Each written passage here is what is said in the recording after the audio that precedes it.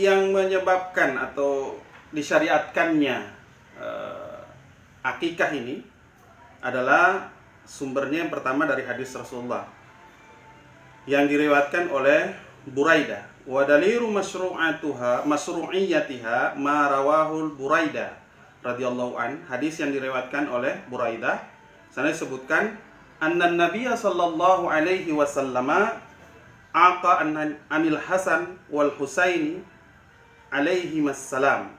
Dalam hadis tersebut dijelaskan bahwa Nabi berakikah terhadap kelahiran cucu beliau, yaitu Hasan dan Husain. Sebagaimana kita ketahui bahwa Hasan dan Husain itu adalah anak dari Sayyidina Ali dan Fatimah Az-Zahra, putri dari Rasulullah. Nah, pada saat kelahiran Hasan dan Husain ini dalam hadis disebutkan bahwa Nabi Muhammad SAW melakukan akikah atau penyembelihan. Hadis itu diriwayatkan oleh An-Nasa'i dengan isnad yang sahih. Hadis yang kedua, dalil yang kedua tentang pensyariatan akikah itu adalah al-waridah aidan fiha izharu ayat. Dan hikmah daripada disunahkannya akikah itu adalah izharus surur bimaji'il walad, untuk menampakkan kegembiraan dengan hadirnya si buah hati itu, dengan lahirnya si anak tersebut. Maka mereka untuk mengungkapkan rasa kegembiraannya itu, makanya dilakukan penyembelihan. Sebagaimana yang dilakukan oleh Nabi, begitu bahagianya beliau ketika Hasan dan Husain lahir, maka Nabi juga untuk mengungkapkan rasa syukurnya, beliau melakukan akikah. Dan juga hikmah yang kedua adalah syukrulillahi ta'ala ala wiladatihi saliman. Bersyukur kepada Allah bahwa anak itu lahir dalam keadaan yang selamat. Kemudian wa taqdimut ta'am li ahli wal aqarib wal jiran wal masakin. Dan sesembelihan tersebut, makanan tersebut dijamukan, diberikan atau dijamukan kepada ahli keluarga, jiran, tetangga, wal masakin, dan orang-orang miskin. Jadi itu hasil sembelihan itu kepada siapa kita berikan? Pertama ahli keluarga si anak, kemudian kerabat-kerabatnya, tetangga terutama, kemudian kepada orang-orang yang miskin. Wa isa'atun nasabil walad min abihi, dan juga untuk memperjelas atau memberitahu bahwa telah ada keturunan yang lahir dari garis ayah. Jadi biasanya orang Arab itu kan agak patrilineal. Nasab dihitung dilihat dari ayahnya. Jadi salah satu hikmahnya itu melahirkan kegembiraan, syukur kepada Allah anak dalam keadaan lahir, dan untuk memberitahukan bahwa di keluarga itu telah lahir. Wa kanat al-arabu 'alaiha qabla al-islam. Nah, akikah ini adalah adat istiadat yang memang sudah ada sebelum Islam datang, yang biasa dipraktekkan oleh orang Arab. Jadi ini sebenarnya akikah ini adalah tradisi yang lahir bukan dalam Islam, tetapi tradisi Arab sebelum Islam datang itu sudah biasa dilakukan oleh suku-suku di Arab. Kalau ada kelahiran anak itu mereka melakukan penyembelihan ataupun akikah sebagai bentuk syukur terhadap lahirnya keluarga yang baru. Nah, kemudian datang Islam, faqarrat, maka tradisi yang telah berlaku di dunia Arab itu diperkuat kembali oleh Islam, ajaran Nabi Muhammad SAW. Nah, itu biasa. Dalam Islam kan tidak semua adat itu dibuang, tetapi ada adat istiadat yang sekiranya itu tidak bertentangan dengan substansi dari agama Islam, nah itu diambil. Sebagaimana kita ketahui kalau dalam usul fikih itu ada satu kaidah yang mengatakan al-adatul muhakkamah, bahwa adat istiadat itu bisa dilestarikan selama dia tidak bertentangan dengan substansi syariat. Jadi itu secara singkat seperti itu ya. Seperti yang saya sebutkan tadi bahwa akikah itu hukumnya adalah Ada yang bilang mustahabbah, ada yang mengatakan sunnah muakkad. Nah, dalam sunnah nadab itu dalam fikih Syafi'i itu adalah lafaz-lafaz muradifah yang mempunyai satu pengertian, yaitu perbuatan yang sangat dianjurkan. Ma yusabu ala fi'lihi wa la yu'aqabu ala tarki. Sesuatu yang kalau kita kerjakan diberi pahala oleh Allah, tapi kalau kita tinggalkan tidak berdosa. Itu namanya sunnah. Jadi sunnah di sini sunnah dalam pengertian hukum bukan sunnah dalam pengertian hadis ya. Jadi sunnah itu ada pengertiannya. Ada kalau dalam ilmu hadis ya, sunnah itu qaulun wa af'alun, perbuatan dan ucapan dan perbuatan, wa taqrir, dan apa-apa yang dikuatkan oleh Nabi itu namanya sunnah. Tapi di sini sunnah ini adalah ahkamul khamsah, hukum yang 5, bagian dari hukum yang 5. Jadi itu hukumnya adalah sunnatun muakkadatun, sunnah yang sangat dianjurkan. Ya, dalilnya hadis yang telah disebutkan tadi, bahwa pada saat lahir Hasan dan Husain, Nabi Muhammad SAW karena begitu bergembiranya, beliau melakukan sesembelihan akikah.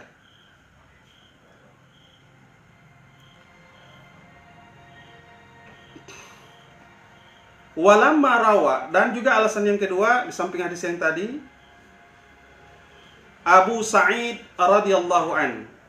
Hadis yang diriwayatkan oleh Abu Sa'id radhiyallahu an, di sana disebutkan annan nabiyya sallallahu alaihi wasallam, bahwasanya Nabi Muhammad sallallahu alaihi wasallam su'ila anil aqiqah. Beliau ditanya tentang akikah. Ada orang yang bertanya kepada beliau, apa hukumnya akikah? Faqala, Nabi menjawab, la uhibbul uquq. Saya sebenarnya tidak suka, tidak senang, tidak cinta kepada akikah itu. Wa man wulida lahu waladun fahabba ayan sukalahu falyaf'al. Pada dasarnya saya kurang menyenangi, kurang menyetujui. Tetapi kata beliau, barang siapa yang lahir baginya seorang anak, maka saya sangat senang kalau dia melaksanakan suatu ibadah, yaitu zabihah tadi atau akikah. Oleh karena itu falyaf'al, maka silakan. Jadi secara prinsip Nabi itu tidak begitu begitu senang, bukan perbuatan yang beliau senangi, tetapi itu dalam konteks yang umum. Tetapi kalau dalam konteks kelahiran anak itu malah dianjurkan oleh Rasulullah sallallahu alaihi wasallam. Itu dalam konteks orang yang baru dilahirkan anaknya, di hadis tersebut malah beliau bilang falyaf'al, silahkan mengerjakan itu sebagai bentuk syukur dari Rasulullah. Hadis ini adalah hadis yang diriwayatkan oleh Abu Daud, Baihaqi dan Ahmad. Nah, fa'allaka atau fa'ullika dzalika 'alal mahabbah. Maka berdasarkan hadis tersebut, para fuqaha menghubungkan hadis tersebut alal mahabbah, ke atas bentuk rasa kecintaan. Fadalla ala annaha la tujid. Maka oleh karena itu karena hadis itu dilalahnya adalah kecintaan Rasulullah alal mahabbah, fadalla ala annaha la tujid, maka berdasarkan itu belum sampai ke taraf wajib, tetapi masih pada taraf sunnah, yaitu perbuatan yang sangat disenangi oleh Rasulullah. Bukan perbuatan yang kalau kita tinggalkan dilarang, tidak. Jadi masih pada sampai tingkat, karena bahasa hadisnya adalah mahabbah, bentuk kecintaan Rasulullah, sesuatu yang disenangi oleh Rasulullah. Nah, berdasarkan itu maka fuqaha beristimbat bahwa akikah itu belum sampai ke taraf wajib, tetapi masih dalam taraf sunnah. Itu alasannya. Alasan yang lain kenapa? Ngoli annahu iraqatud dami min ghairil janaya wala nazari falam yajib kal udhiyah. Alasan yang kedua bahwa akikah itu adalah bagian dari penyembelihan atau mengalirkan darah yang tidak disebabkan oleh jinayah, bukan karena satu perbuatan pidana sehingga ada hukumnya, wala nazrin, dan juga bukan dikarenakan nazar, tapi itu semata-mata bentuk syukur. Oleh karena itu falam yujib, maka tidak diwajibkan. Sama seperti halnya al-udhiyah, berkurban. Jadi kurban itu seperti yang kita pelajari pada bab sebelumnya kan sunnah muakkad, selama dia tidak dinazarkan. Tetapi kalau dinazarkan itu berubah hukumnya menjadi wajib. Begitu juga dalam masalah akikah.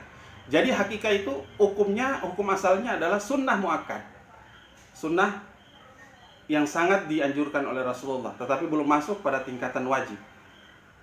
Jadi dia dikiaskan kepada hukum al-udhiyah atau sembelihan pada waktu Idul Adha.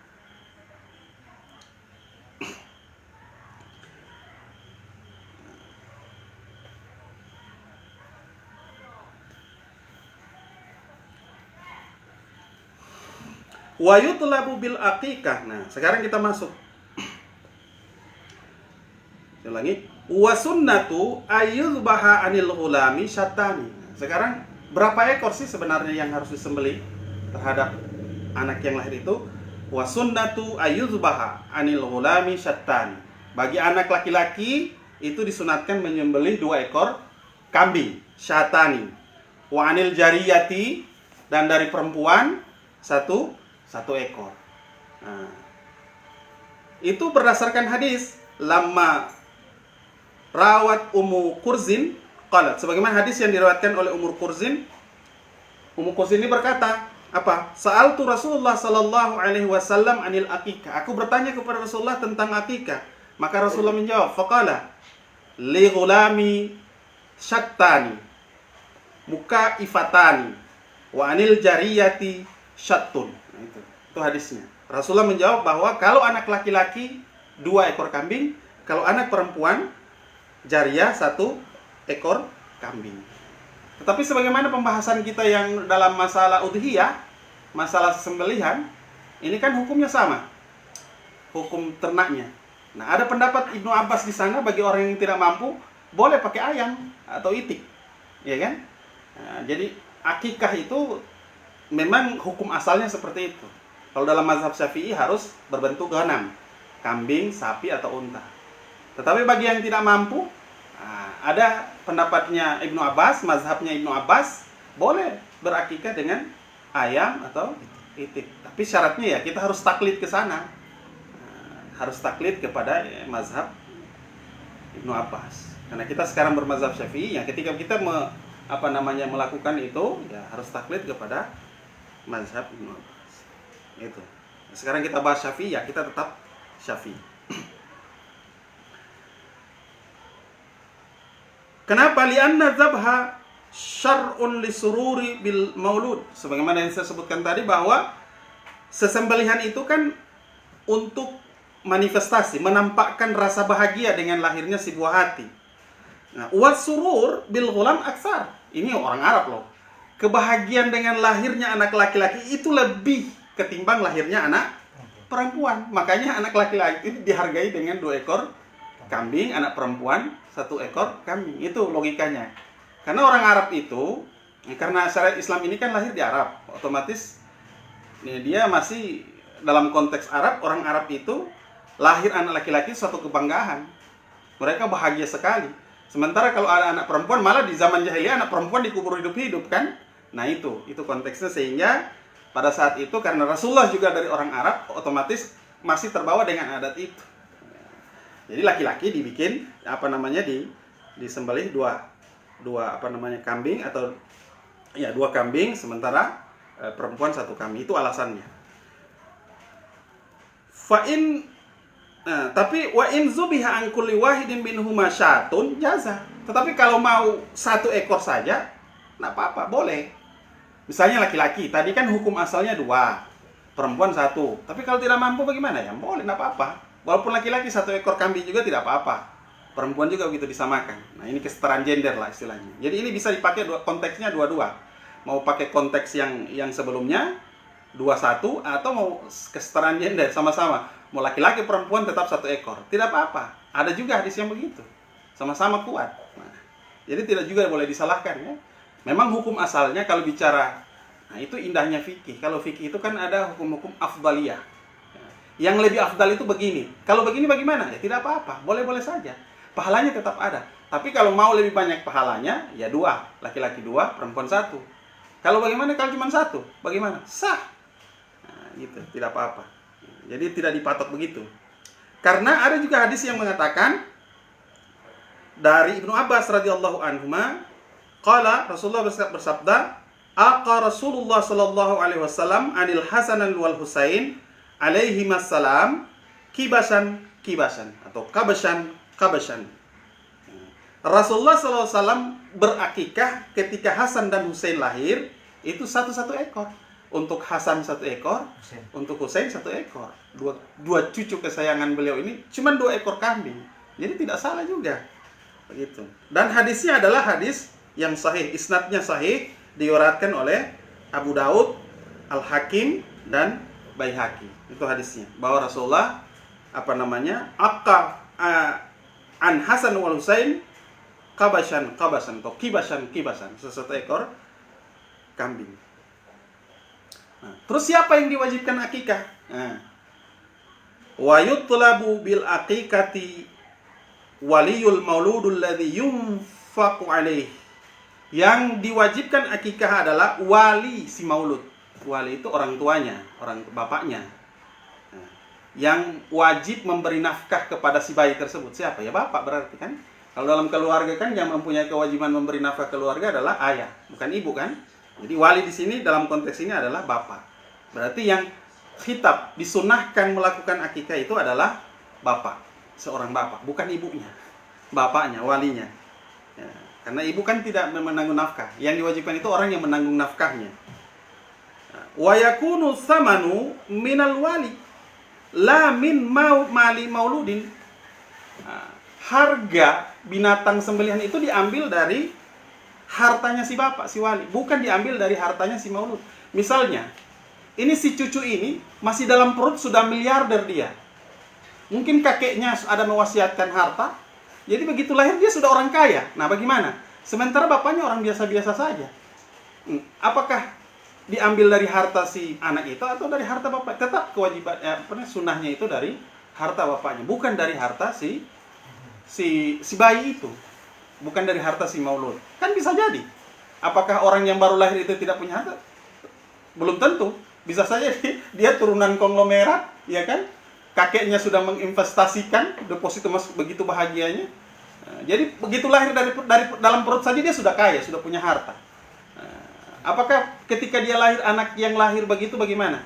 Apakah akikahnya diambil dari hartanya atau dari bapaknya? Tetap diambil dari bapaknya. Karena yang perintah di sini adalah bapaknya, bukan kepada anak. Kewajiban itu, beban sunnah itu kepada bapaknya.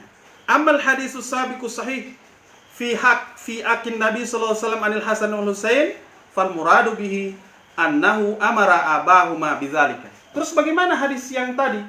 Katanya Rasulullah, kan Hasan Husain bukan anaknya Rasulullah, cucunya. Ya harusnya yang akikah kan Ali, Sayyidina Ali. Loh, terus kenapa di hadis Rasulullah? Nah, di sini dibilang hadis tersebut jangan dimaknai begitu. Tetapi muradu bihi annahu amara abahuma bidzalik. Itu ditafsirkan begitu. Bahwa maksud Rasulullah menyembelih itu artinya Rasulullah memerintahkan bapaknya Ali untuk bersembelih kibasan-kibasan itu. Jadi itu. Nah, kalau kita tidak pakai tafsiran fuqaha, pakai tafsir kita sendiri langsung baca hadis terjemahan, salah kan pengertiannya. Nanti bisa-bisa kalau berdasarkan hadis itu berarti akikah bukan ke orang tuanya, ke kakeknya. Mana dalilnya? Dalilnya itu Rasulullah waktu Hasan Husain lahir, Rasulullah yang berakikah, bukan Ali. Nah, kalau secara kita baca hadisnya secara letterlek, secara bahasa, kita ambil hukumnya, oh berarti yang wajib kakeknya bukan bapaknya. Buktinya Rasulullah, iya kan, kalau mau ikut perbuatan Rasulullah, kan sunnah katanya, ikut Rasulullah. Kalau ikut Rasulullah berarti kakeknya dong yang berakikah, bukan bapaknya. Nah, tapi tidak seperti itu ternyata. Nah, menurut ahlinya, Imam Syafi'i, di kalangan Syafi'iyah, hadis itu maknanya bukan kakeknya, bukan Nabi, tetapi ditafsiri bahwa Nabi memerintahkan bapaknya itu untuk menyembelih. Begitu. Atau bisa juga hadis itu ditafsir au tahu ma'akabihi. Nabi yang memberikan kambing itu kepada Ali, bisa jadi. Ini kalau kamu tidak punya uang, ini kamu yang sembelih. Itu hadis itu tafsir itu. Ataupun juga bisa makna yang ketiga hadis itu, anna abawaihima kana mu'sirain an zalika. Anna abawaihima kana mu'sirain an zalika fayakunani fin nafaqati jaddihima Rasulullah sallallahu alaihi wasallam. Ataupun bisa juga hadis itu dimaknai bahwa orang tua dalam hal ini Ali, orang tua dari Hasan dan Husain, pada saat Hasan dan Husain tersebut lahir, pada saat itu Sayyidina Ali berada dalam posisi yang kurang mampu. Begitu. Fayakunani fi nafkati jaddihima. Oleh karena Ali dalam posisi kurang mampu, maka nafkahnya Ali itu ditanggung oleh kakeknya, yaitu Rasulullah SAW. Jadi tidak bertentangan sebenarnya hadis itu. Walaupun dalam hukum dibilang bapaknya, tetapi hadisnya yang berkorban kakeknya. Karena dalam terminologi Arab itu, kata al-abu itu bisa dimaknai bapak secara biologis ataupun abul ab. Bapaknya bapak itu juga abun namanya. Jadi kakek dengan ayah itu dalam bahasa Arab kadang-kadang pakai satu istilah, tetap disebutkan al-ab. Jadi itu. Jadi menafsiri hadis tersebut seperti itu. Meskipun Rasulullah secara nyata Rasulullah yang melaksanakan, tapi substansinya itu adalah perintah kepada orang tua. Wa ta'addudul akikah bi ta'addudil aulad. Akikah itu, jumlah akikah yang disembelih itu tergantung jumlah anak yang lahir. Jadi kalau satu anak, ya satu akikah. Dua anak, dua akikah. Kalau anak laki-laki dua, anak perempuan satu. Jadi akikah itu tergantung yang lahir. Kalau lahir satu akikah. Kalau lahir kembar, bagaimana? Dua akikah. Jadi walaupun dia kembar tidak memanah cukup cuma 2 ekor, tetap harus 2 akikah. Karena 2 orang kan? Begitu. Falau wulida lahu taumani kana alaihima akikatani. Apabila lahir anak kembar bagaimana? Itu 2 akikah. Wah, kalau kembar 2 laki-laki berarti 4 ekor dong. Iya. Kalau kembar perempuan cuma 2 ekor. Wala yakfi wahidatun anhuma, tidak cukup berakikat untuk satu akikah dari 2 anak kembar itu. Wa tustahabbul akikatu walau matal mauludu qabla yaumis sabi'. Itu yang seperti yang saya sebutkan pertama tadi. Kan disunatkan akikah itu pada hari yang ke-7. Bagaimana kalau anak tersebut meninggal sebelum hari ke-7? Tetap disunatkan bagi orang tuanya untuk berakikah pada hari ke-7 meskipun anaknya sudah tidak ada. Di dalam Ibrahim Bajuri mengatakan begini. Jadi waktu penyembelihan itu infisal jami'il walad liman aisara biha, yaitu betul-betul anak itu terlahir. Bagi siapa? Bagi orang yang mampu pada saat itu. Pada saat anak itu lahir, orang tuanya punya kemampuan membeli seekor kambing. Nah, itu hukumnya sunnah. Fa in ajaza anha. Kalau pada saat anak itu lahir orang tuanya belum punya kemampuan, kebetulan mungkin waktu itu belum punya uang, hinal wilada, kemudian wa aisara biha qabla tamamis sabi, kemudian nanti sebelum genap 7 hari dia sudah punya uang. Bagaimana? Istihbab. Tetap itu disunatkan. Ustuhibat, tetap disunatkan. Jadi sunnah pada saat lahir sampai hari ke-7 batasnya. Wa kadza, begitu juga lau aisara biha ba'da sabi'i. Dia baru punya kemampuan setelah lewat 7 hari. Tetapi wa qabla madha aktsarun nifas, sebelum habis masa sebanyak-banyak nifas. Sebanyak-banyak nifas berapa? Nifas, darah nifas perempuan itu paling kurang lahzah, sekejap. Kebiasaan 40 hari, paling lama 60. Sudah menikah toh? Harus tahu itu. Nifas perempuan itu biasanya sekejap, begitu keluar selesai. Ada kebiasaannya 40, paling lama 60 hari. Nah, masa disunatnya akikah itu, disunatkan menyembelih itu jangan sampai lewat 60 hari.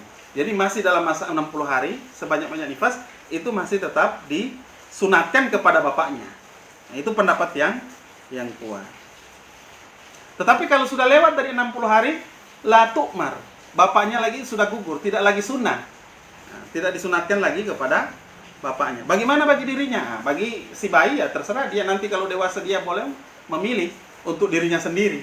Sudah bukan lagi, jadi kesunahan berakikah itu bukan lagi kepada bapaknya kalau sudah lewat 7 hari dan lewat 60 hari. Tapi sudah kembali ke diri anak tersebut. Nah, di sini malah dibilang fa in takharat lil bulugh sakata. Apabila sampai balik anak tersebut atau yang 60 hari dia tidak punya kemampuan untuk beli kambing, sakata hukmuha fi haqqil ab. Gugurlah hukum sunnah itu pada bapaknya.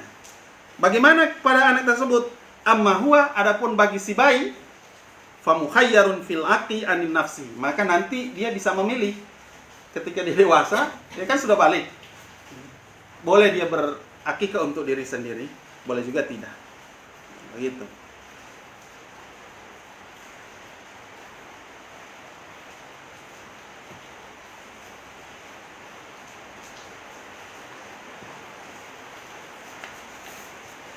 Kapan waktunya yang disunahkan itu? Sebagaimana yang sudah saya singgung yang pertama tadi, yabda'ul waqtul aqiqati ba'da infisalil mauludi an ummihi wa yastamiru waqtuha ilal bulughi. Waktu disunahkan akikah itu ba'da infisalil maulud, setelah anak itu lahir, keluar, sempurna lahir, an ummihi, dari ibunya. Dan terus waktunya itu yastamiru waqtuha ilal bulugh, sampai anak itu mencapai usia balik. Itu dalam satu pendapat. Kalau dalam satu pendapat yang lain sampai masa 60 hari. Wa yasqutu talabu anil wali kal abi wan nahwi ba'dal bulugh. Nah, lewat dari 60 hari atau lewat dari balik itu sudah tidak disunatkan lagi.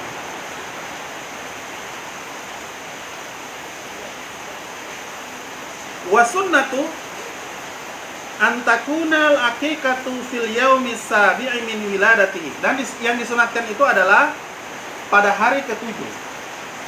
Menyembelih binatang akikah itu adalah pada hari ke-7 kelahiran anak. Nah, kelahiran itu dihitung sejak kapan? Wa yustahabu yaumal wiladati. Dan hari lahirnya itu dihitung sebagai hari pertama. Jadi 7 hari itu dihitung dari hari lahirnya. Begitu dia lahir itu hitung hari pertama sampai 7 hari ke depan. Nah, itu baru hari ke-7 itu disunatkan untuk melakukan akikah. Ini berdasarkan hadis yang diriwayatkan oleh Aisyah. Qalat, Aisyah berkata, "Aqar Rasulullah sallallahu alaihi wasallam anil Hasan wal Husain alaihi wassalam yaumas sabi'i." Bahwa Rasulullah sallallahu alaihi wasallam melakukan akikah terhadap Hasan dan Husain pada hari yang ke-7. Wasammahuma, dan pada hari itu juga Rasulullah memberikan nama kepada Hasan dan Husain. Hari ke-7 itu juga diberikan nama akikah dan diberi nama. Wa amara ayyumatan ru'usihim al-adha, dan Rasulullah memerintahkan untuk menghilangkan rambut dari kepala kedua cucunya itu. Hadis ini adalah hadis riwayat Baihaqi dan Hasan. Jadi itu dasarnya, bahwa akikah itu disunatkan pada hari ke-7 karena itu dilakukan oleh Rasulullah terhadap Hasan dan Husain. Jadi pada hari ke-7 lahirnya Hasan dan Husain itu Rasulullah melakukan akikah, di samping melakukan akikah memberi nama kepada Hasan dan Husain. Dan ada juga hadis yang diriwayatkan dari Samrah bin Jandab radhiyallahu an, qala Rasulullah sallallahu alaihi wasallam bersabda, "Al-ghuramu murtahinnun bi aqiqatihi." Bahwa anak yang lahir itu tergadai jiwanya bi aqiqatihi. Artinya masih punya hutang kepada Allah. Yuzbahu anhu yaumas sabi', untuk menebus itu, menebus kelahiran anak tersebut, yuzbahu anhu yaumas sabi'. Disunnahkan melakukan penyembelihan pada hari ke-7. Wa yusamma, dan pada hari ke-7 itu juga Rasulullah memberi nama wa yuhlaku ra'suhu, dan mencukur kepalanya. Nah, jadi ini Agak beda. Kalau tradisi kita kan biasanya cuma digunting. Padahal yang disunahkan oleh Rasulullah itu adalah botak. Halq ini kan membotaki. Kalau kasrun itu kan menggunting. Jadi di sini sebenarnya yang disunatkan adalah dibotakin, kasih botak. Cukur habis rambutnya. Nah, itu dilakukan oleh Rasulullah pada hari yang ketujuh berdasarkan hadis ini. Bahwa anak yang lahir itu tergadai jiwanya selama dia belum melakukan akikah. Jadi ya bahasa gadai ini kan, ya namanya gadai ini kan jaminan. Artinya secara filosofi belum sempurna lah. Dalam sebuah hadis ada yang menafsirkan bahwa tergadai itu dalam artian bahwa ada yang menafsirkan hadis tersebut bahwa anaknya itu belum bisa, kalau anak itu meninggal pada hari itu belum bisa, kalau anak meninggal dalam Islam kan anak-anak yang meninggal masih bayi itu kan bisa memberi syafaat kepada kedua orang tuanya di akhirat kan. Nah, berdasarkan hadis ini ada yang menafsirkan bahwa tergadai itu anak yang lahir kemudian dia meninggal, tetapi sebelum diakikah oleh orang tuanya itu tergadai dalam artian bahwa anak itu tidak bisa memberikan syafaat kepada orang tuanya karena belum diakikah. Itu makna murtahinun di situ. Ada sebahagian muhaddis mengartikan hadis tergadai itu seperti itu. Jadi kalau anak yang belum diakikah kemudian dia meninggal itu tidak bisa memberi syafaat kepada orang tuanya berdasarkan hadis yang tadi karena jiwanya masih tergadai. Itu. Di sini sebutkan wal afdal lidzakari al-hulq wa amal mar'atu fal afdal laha taksiru. Nah itu. Laki yang lebih afdal itu dibotak, cukur. Sementara kalau perempuan yang lebih afdal itu adalah taksir, digunting. Bukan dibotak tapi digunting. Itu yang lebih afdal. Tapi kalau mau dibotak dua-duanya juga enggak apa-apa. Mau digunting juga tidak apa-apa. Cuman kalau mau cari afdalnya, lebih banyak pahalanya, laki-laki dicukur, perempuan digunting. Begitu juga misalnya, wa fi haqqil kafir idza aslama walau imratan. Orang kafir yang masuk Islam, mu'allaf. Nah, itu disunahkan itu dia mencukur, membotaki rambutnya. Walaupun itu perempuan.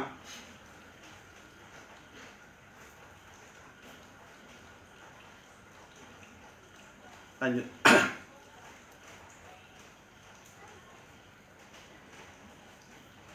Bagaimana kalau tadi kan disebutkan Rasulullah melakukan semua itu pada hari ketujuh, memberi nama, akikah, dan mencukur rambutnya.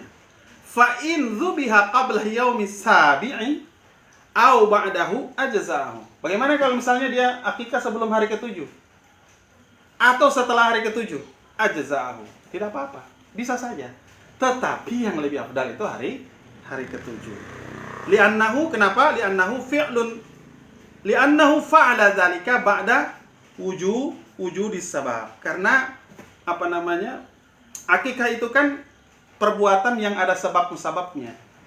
Jadi semestinya dengan telah lahirnya anak, ya itu memang sudah jadi sebab untuk menyembelih. Apakah di hari ketujuh ataupun setelah hari ketujuh, tidak masalah karena sudah ada sebabnya.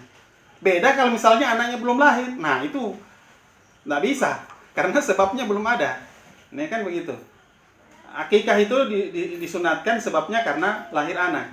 Nah, kalau sudah ada sebab, ya bisa saja. Mau hari ketujuh atau hari setelahnya, tidak masalah. Karena sudah wujud sebab.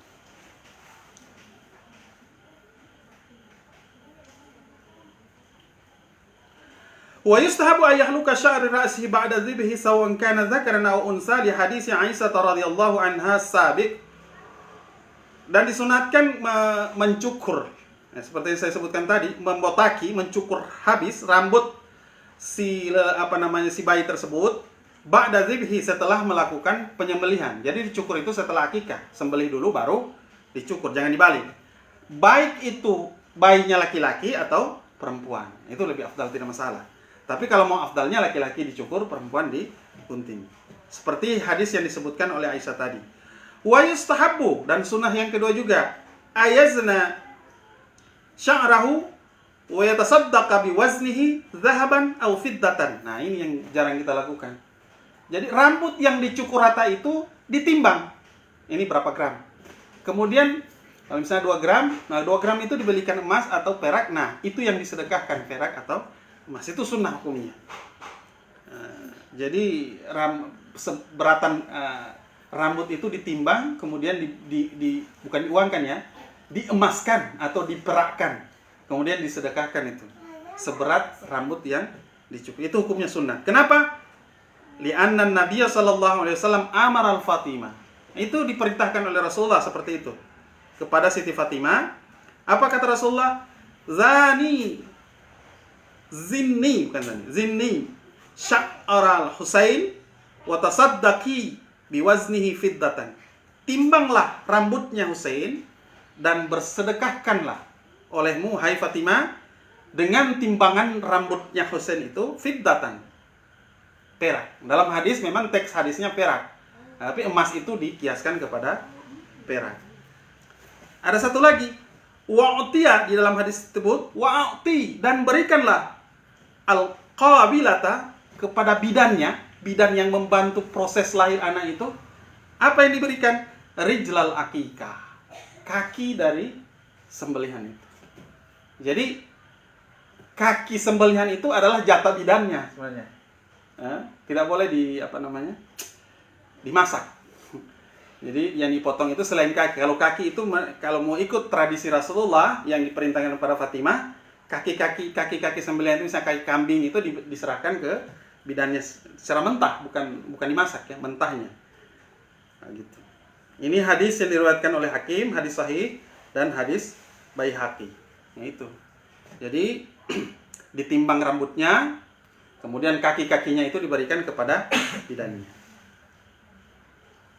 Wa yukrahu ayyutraka ala ba'di ra'sihi sya'r, dan dimakruhkan bahwa meninggalkan sebahagian rambut di kepalanya. Nah, itu seperti saya bilang tadi, harus cukur habis. Jangan cukur setengah-setengah. Itu makruh hukumnya. Jadi sunat mencukur rambut itu cukur semua, dibotakin. Kalau setengah-setengah itu malah makruh hukumnya.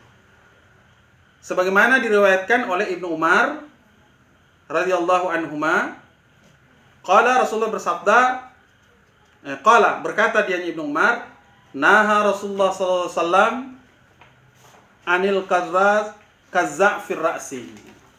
Rasulullah sallallahu alaihi wasallam melarang kazza'. Kazza' itu cukur setengah-setengah. Kalau nggak salah namanya kazza'. Itu dilarang oleh Rasulullah. Hadis ini diriwayatkan oleh Imam Bukhari dan diriwayatkan oleh Muslim. Di sini dijelaskan kaz'un ayuhlaka ba'du ra'sihi wa yutraku ba'da sya'rihi mutafarriqan. Nah, itu. Sebagian rambut dicukur, sebagiannya ditinggalkan. Nah, itu tidak boleh, itu makruh hukumnya. Dilarang oleh Rasulullah. Kemudian sunnah berikutnya, wa yustahabu ay yaltaha ra'sa mauludi bi za'faran awil khaluq aw ghairahu min anwa'it taybi. Dan disunahkan juga melumuri kepala si bayi yang lahir itu bi za'faran. Za'faran ini sejenis tumbuh-tumbuhan wangi. Ya, saya nggak tahu apa di sini. Kalau di kamu saya lihat kunyit. Kalau kunyit kok nggak terlalu. Nah, wal khaluq, sesuatu yang wangian, parfum lah boleh kita bilang.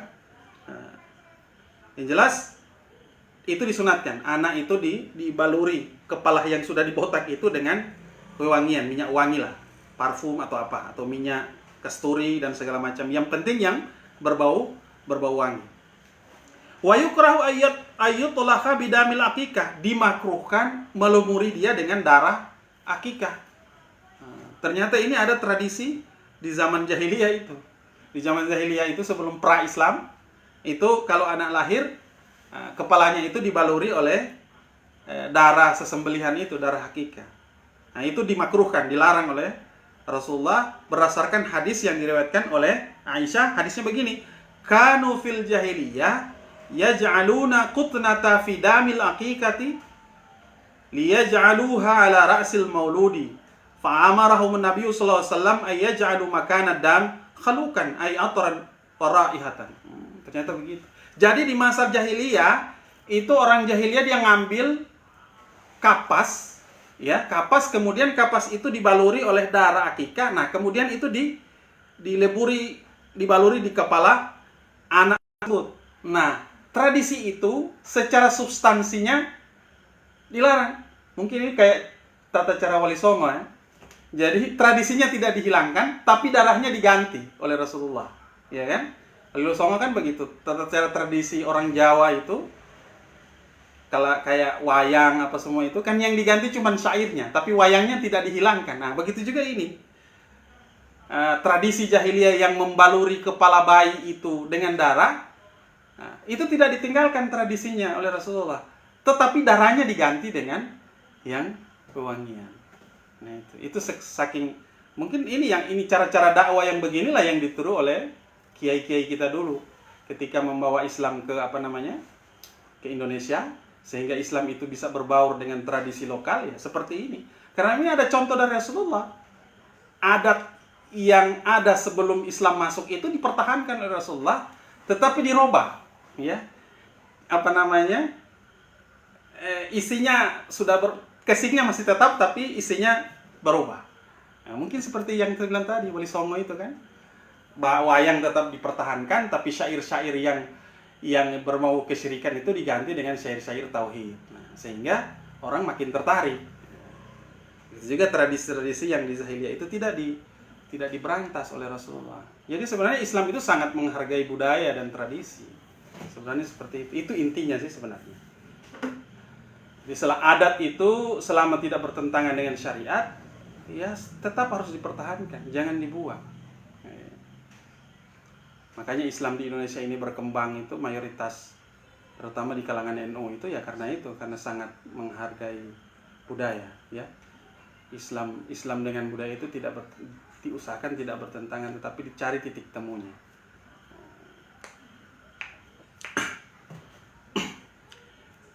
Syurutul akikah, syarat-syarat berakikah. Sekarang masuk pada syaratnya. Yustaratu fil akikati ma yustaratu fil udhiyah. Syarat-syarat akikah itu sama seperti yang telah kita jelaskan di masalah kurban. Makanya ini satu paket, makanya dia bagian ketiga ini karena tidak bisa terpisahkan.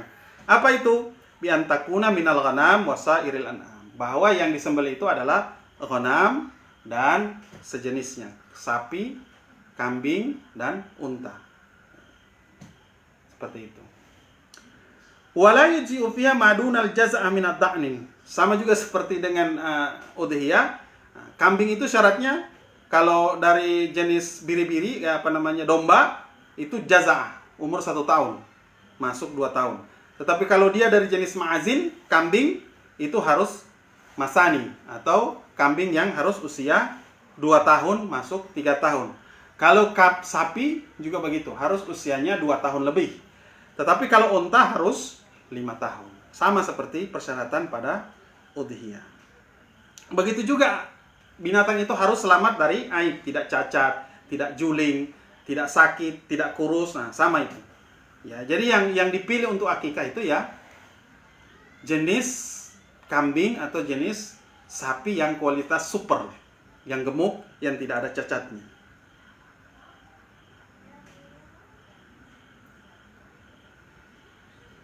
Sebagaimana yang disebutkan oleh Nabi kan, dalam sebuah hadis disebutkan arba'un la tujzi'u fil adahi. Ada 4 jenis binatang yang tidak boleh disembelih pada hewan kurban. Yang pertama, al-aura bainun auruha, matanya juling atau buta matanya, jelas kebutaannya. Wal marid datu bayyinun marduha, sakit yang betul-betul sakit. Wa arju bayyinun arjuha, yang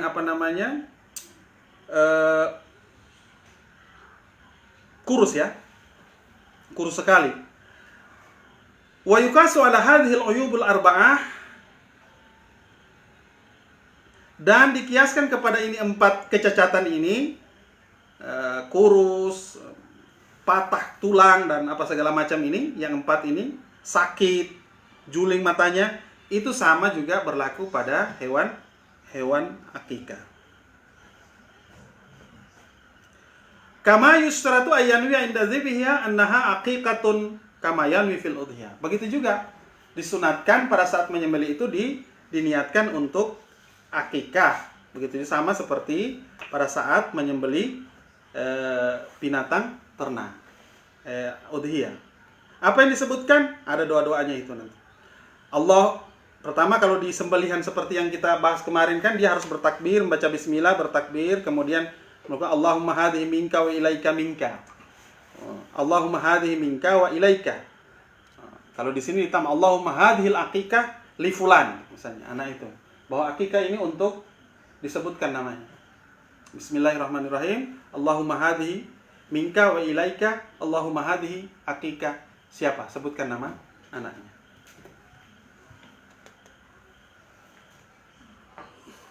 Wa yaz'ani sati subul badana aw subul baqarah. Walau dhubiha badanatun aw baqaratun an sab'atil aulad. Aw istaraka jama'atun fiha jaza. Sawan aradu kullahumul aqiqah aw ba'dahumul aqiqah aw ba'dahumul lahm. Wal afdalu badanatu kamilatun summa al-baqarah summa jaz'a da'nin summa thaniya ma'azin. Nah, sebagaimana dengan apa namanya? Sebagaimana dengan kurban. Kalau kurban kan satu ekor sapi itu bisa 7 orang. Nah, 1 ekor unta itu bisa 7 orang. Nah, bagaimana dengan apa namanya? Akikah, apa juga berlaku hukum itu? Berlaku. Misalnya ada 7 orang bayi yang lahir. Orang tuanya mau berkongsi. Beli aja 1 ekor sapi untuk 7 bayi. Tidak salah. Sama seperti hukum udhiyah itu. 1 ekor unta untuk 7 bayi bisa.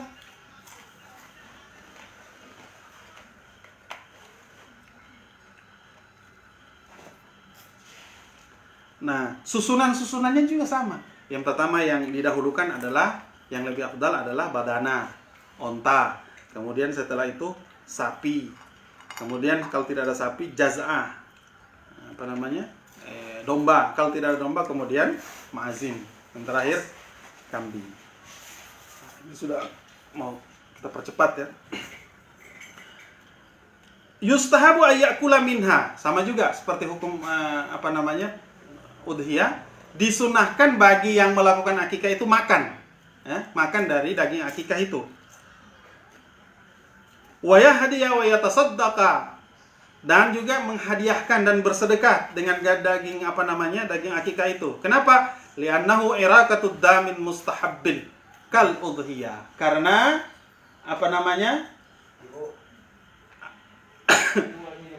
akikah itu adalah hukumnya sunnah, sama seperti sunnah udhiyah.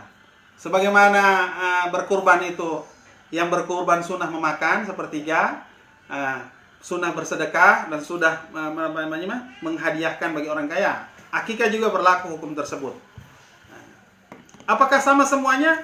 Beda. Walakinnaha takhtalifu anil udhiyah. Akan tetapi akikah itu ada perbedaan, sedikit perbedaan dengan udhiyah. Di mana perbedaannya? Annahu yustahabu alla yatasaddaqa bilahmiha nai'an. Nah, ini bedanya. Bahwa tadi kan dibilang sama semuanya. Apa tidak ada perbedaan sama sekali? Ada bedanya. Bedanya di mana? Bedanya antara akikah dengan udhiyah, kurban. Kalau kurban itu sunnah disedekahkan mentah-mentah. Itu udhiyah. Kalau akikah nggak boleh, harus dimasak. Nah, itu bedanya. Itu aja bedanya.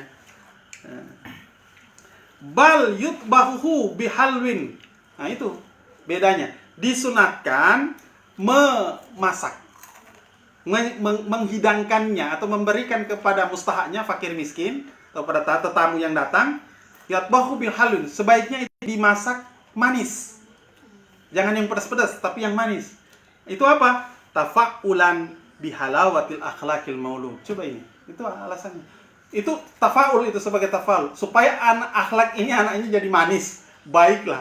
Kalau masakan jadi anak yang kalem lah istilahnya, anak yang budi pekertinya bagus. Itu karena tafa'ulan dengan masakan itu, dimasak manis. Makanya jangan heran ya. Bisa jadi orang Manado itu kan judes-judes mulutnya, toh. Mungkin karena waktu di akikah dulu masakannya pedas. Orang Gorontalo, orang Manado itu kan masakannya jenis-jenis pedas. Makanya besarnya anaknya jadi wah. Coba itu kalau orang Manado itu terkenal itu mulutnya. Orang Gorontalo kalau ngomongnya itu pedas-pedas keluarnya. Kalau ketemu orang Jawa yang baru masuk ke sini tuh terkejut-kejut dengan budaya kita ngomong itu. Sudah paling kasar di Jawa, di sini masih halus itu. Mungkin karena tafaul dengan ini, waktu waktu dimasak masakan akikahnya pedas-pedas, tidak ada manisnya. Bisa saja, karena itu memang alasannya tafaul. Berpengaruh Ustaz ya. Iya, bisa jadi. Karena ini ditulis begini ya, bisa jadi. Karena fuqaha itu kan mereka mengistimbat hukum itu melalui penelitian juga. Diteliti. Wa yatasaddaqa bil lahmi wal marqi 'alal masakini bil ba'si ilaihim. Ini yang tradisi ini yang kurang kita laksanakan. Dan disunahkan itu bersedekah dengan daging yang sudah dimasak dan kuah-kuahnya, dibikin sop begitu. Alal masakini, kepada orang miskin, bil ba'si ilaihim, dikirim, bukan diundang ke sini. Yang disunatkan kita masak kemudian distribusi ke fakir miskin, itu yang begitu yang sunnah sebenarnya. Nah kalau kita sekarang kan enggak bikin pesta, diundang orang ke sini. Bagaimana itu hukumnya? Ya boleh saja, tapi sunnah afdaliyahnya kurang.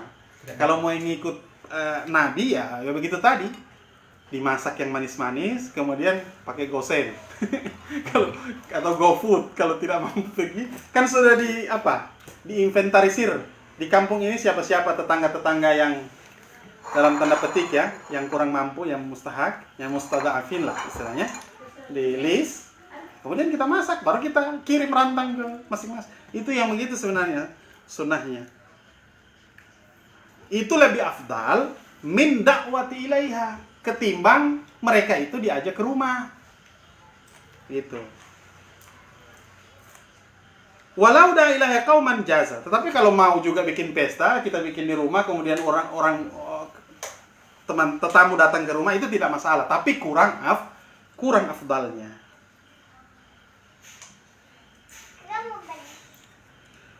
Walau tadi kan disunatkan manis, bagaimana kalau dibikin asam-asam? Walau tubdikahu bihamidin la yukrahu. Tidak makruh hukumnya, tetapi tidak ada pahala sunnahnya. Disunatkan itu bikin yang manis, jangan yang masam. Nanti lahir anaknya masam-masam lagi mukanya, cemberut terus. Li'annahu laisa fihi nahyun. Karena masak yang asam-asam itu juga tidak ada larangan, tetapi bukan juga diperintah. Begitu. Wa yajuzu takhsisul aghniya biha. Enggak apa-apa. Ngasih ke orang kaya juga enggak masalah. Nah, ini lagi. Ada sunnah-sunnah yang kecil-kecil tapi ini manfaatnya sangat besar. Tafaulnya itu luar biasa. Wa yustahabu alla yuksaru azmul dhabiha tafaulan bisalamatil a'da'il maulud. Disunahkan tulang-tulang kambing itu jangan diretakkan. Misalnya kita akan bikin sup kan kita kasih pecah tulangnya, dipecah. Jangan itu. La yuksaru, jangan dipecahkan tulangnya, cukup dipatah-patah ini. Kenapa? Tafaulan bisalamatil a'da maulud. Itu sebagai tafaul, mengambil keberkahan agar menjaga jangan sampai tulang-tulang anak itu tidak sempurna nanti dari tulang itu. Tafaulan. Nah, ini bisa jadi.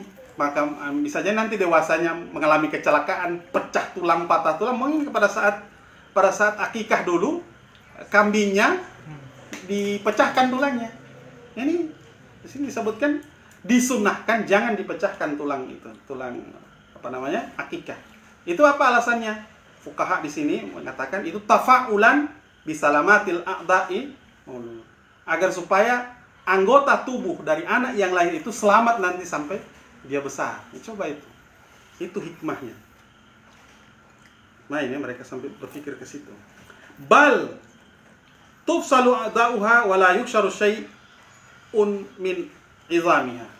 Cukup dipotong saja, tapi jangan dipecahkan. Karena kalau tidak dipotong juga bagaimana kita mau masak kan? Yang penting intinya jangan dipecahkan. Kama yustahabbu ayyutiyal qabilatu rijlal aqiqah. Sebagaimana juga disunatkan memberikan itu tadi kaki-kakinya kepada bidan yang membantu proses kelahiran anak itu diberikan kaki-kakinya. Itu tafaul juga. Nah, tafaulnya bagaimana? Karena makna filosofinya dengan bidan ini anak ini kan lahir. Nah, dengan kaki itu anak itu bisa berjalan. Ya, jadi situ nyambungnya di situ.